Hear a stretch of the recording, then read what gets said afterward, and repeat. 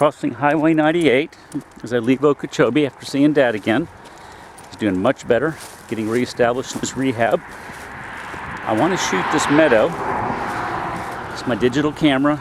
The batteries are dead. When I left Tampa, I'm getting obsessed with this yellow composite. A previous visit to Dad, I pulled some up, and even though I plunged the roots in water, none of them survived. This is the largest field I've seen between Tampa and Okeechobee. I don't recall ever having noticed this flower before. I'm getting very enamored with it. It definitely only blooms when the day lengths are short, because I've made the trip many times over the years from Tampa to Okeechobee. Here's Liatris, commonly known as gay feather. I don't know what this is. To me it looks kind of weedy, but this thing I am in love with, and I'm determined to get some established in my Tampa yard for autumn color. This field is obviously not tended to. It's another nice specimen. I like how it comes up from the central stalk. It branches out almost like those trees you see in the Kilimanjaro. Big beautiful cluster up top. It's like a bouquet. Just one, pick one stem down there and you got a bouquet. You take a sniff. I forget if there's a good odor or not. No, just a faint medicinal smell, but I don't care. It's gorgeous. I think what I want to do is when I come down later this winter, when I feel that the seed heads are likely blooming, I'll have plenty of envelopes with me to get a lot of seed.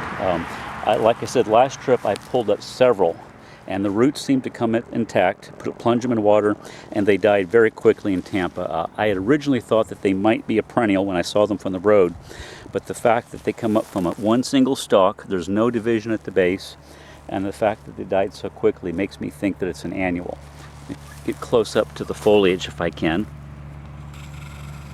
It's very needle-like. I hear poor Cracker getting hysterical in the car over there. Let's see if I can get close to that central stalk again. Here it is, dry sandy soil. This part of Florida is very acidic. It's clearly very happy. Once again, I'm going to do a broad pan. I'm on Highway 98, not too far from where it joins 27 north back to Tampa.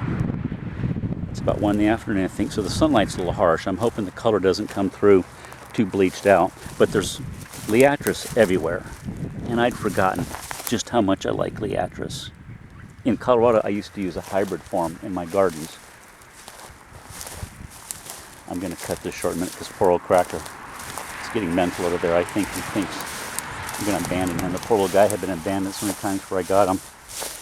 I think whatever this thing is, I just think it's utterly charming. Oh, poor old Cracker. This is definitely the largest patch. The first time I saw it, 2 trips ago to see Dad, it was a tiny field of it in between Avon Park and Sebring. A very small elevated field there. But now, this patch seems to bloom about, 2.5 weeks later. Head back to the car and my poor hysterical dog. I'm going to be posting this as soon as I can on YouTube, which is tricky because I have to use my old Dell computer and route everything through the external hard drive and then patch into the new computer that Jim gave me. But look at this thing. I know it's not a Coreopsis. Let me crush the foliage and see if there's any odor. No, not much of a smell. But I'm determined to not only identify it, but to get some. I think it's an absolutely lovely Florida native.